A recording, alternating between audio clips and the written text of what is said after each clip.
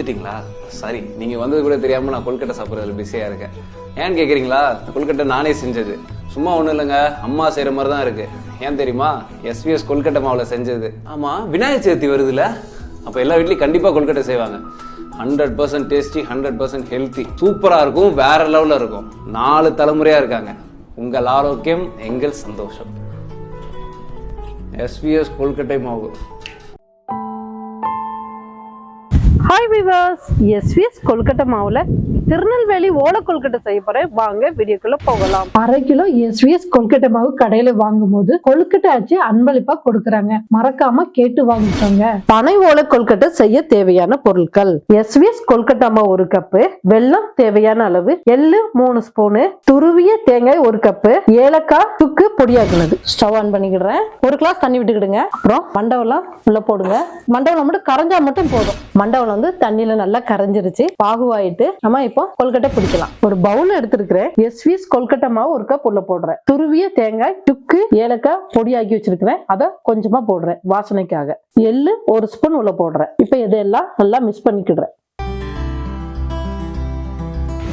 வெள்ளைப்பாகுவை கொஞ்சம் கொஞ்சமா விட்டு பிணைஞ்சுக்கிறேன். வெள்ளை சூடாவே இருக்கணும், அப்படி பிணையணும், நகை சுட்டுலயே பிணையணும். அப்பதான் கொல்கட்டை சாஃப்டா அழகா வரும். இது கொஞ்சம் கொஞ்சமா விட்டு பிணைங்க. நிறைய விட்டீங்கன்னா கொல கொலன்னு ஆயிரும். கொஞ்சம் கொஞ்சமா விட்டாதான் கரெக்டா பதமா வரும்.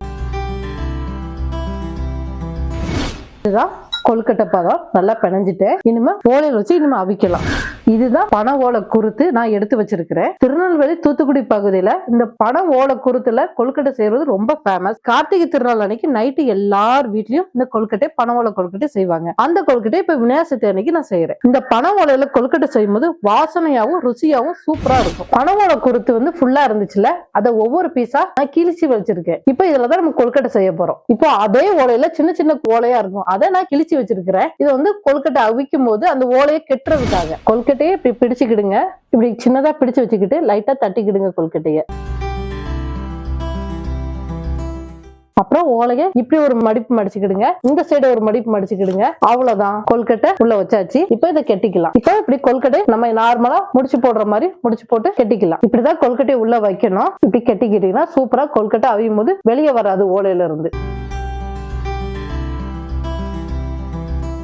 பனை ஓலையில கொல்கட்டை ஒவ்வொன்னையும் தட்டி கெட்டி வச்சிருக்கிறேன். இனிமே 15 நிமிஷம் கொல்கட்டை அவிக்க போறோம். Stove on பண்ணிருக்கிறேன். இட்லி பாத்திரத்தை வச்சிருக்கிறேன். 4 கிளாஸ் தண்ணி ஊத்தி இருக்கிறேன். இப்போ ஒரு தட்டை உள்ள வைக்கிறேன். இதுலதான் நம்ம கொல்கட்டையை ஒவ்வொன்னா எடுத்து வைக்க போறேன்.